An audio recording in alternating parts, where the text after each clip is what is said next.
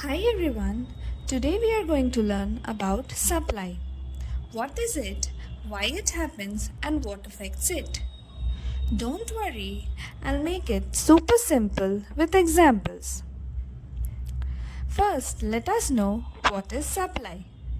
In economics, supply means the quantity of goods or services the producers are willing and able to sell at different prices in a given period of time. Example, a farmer is willing to sell 100 kgs of potatoes at rupees 20 per kg. If the price rises to rupees 30 per kg, the farmer may be willing to sell 150 kgs. So to supply is all about how much sellers want to sell depending on the price. Let's look onto the determinants of supply. Supply depends on several factors. Let's look at them one by one with examples.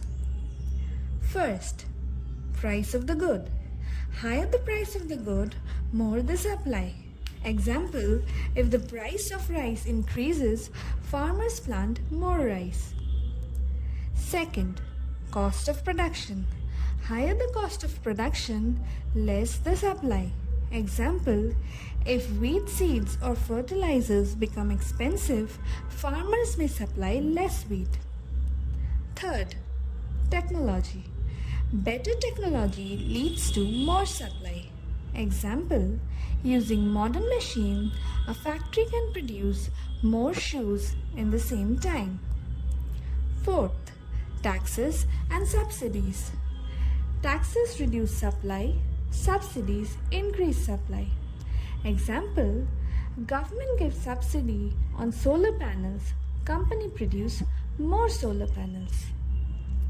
Fifth, expectations. If prices are expected to rise in the future, current supply may decrease. Farmers may store apples if they expect the price to rise next month. Now let's understand movement versus shift in the supply curve. It's very important. First, movement along the supply curve. Movement along the supply curve happens only when the price of the good changes. Price rise leads to move up the curve, more quantity supplied.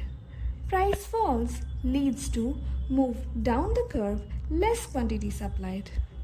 Example, price of potato rises from rupees 20 to rupees 30. Farmers supply more potatoes. This is just a movement along the curve. Second, shift of the supply curve.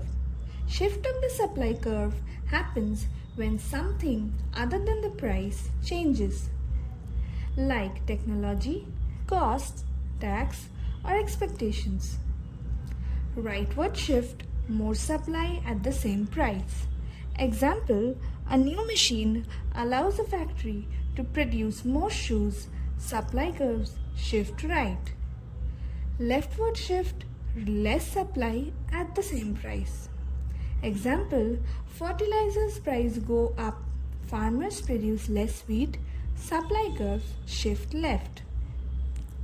Remember, price change is equals to movement along the curve. Other factor change is equals to shift of the curve. Now let's look on to a very important topic, the law of supply.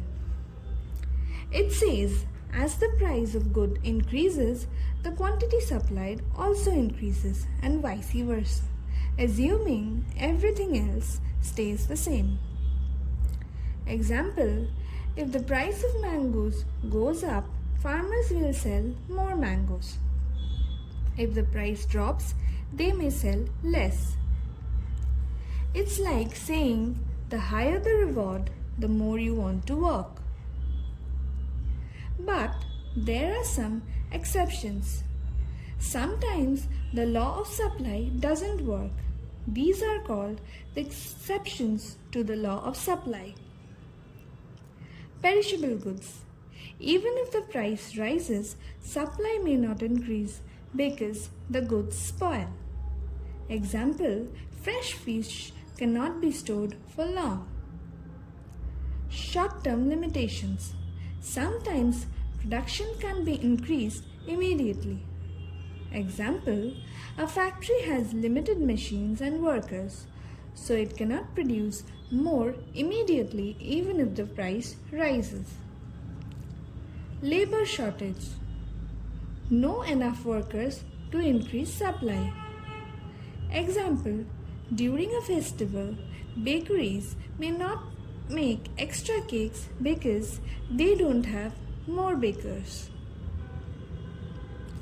So to summarize, supply is how much producers are willing and able to sell at different prices.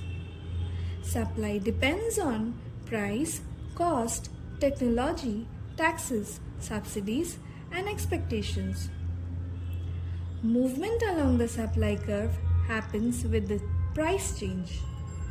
Shift happens with the other factor change. The law of supply says higher prices, higher quantity supplied. Sometimes the law of supply has exceptions like perishable goods or limited resources. Understanding supply helps us see why prices change and how producers respond in the market. Thank you.